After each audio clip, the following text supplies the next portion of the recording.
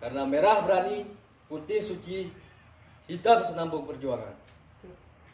Selain Partai Aceh, tidak ada yang bisa mengubah bangsa Aceh. Harus ikut perjuangan. Ya. Jangan ikut Parnas. Partai Aceh, harapan kita hari ini dan masa yang akan datang. Siap.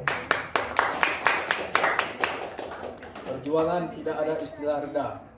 Generasi hari ini dan hari yang akan datang harus melanjutkan cita-cita Wali Tengku Hasan Ditiro. Dulu dengan senjata, hari ini kita dengan pulpen. Generasi kita masih banyak.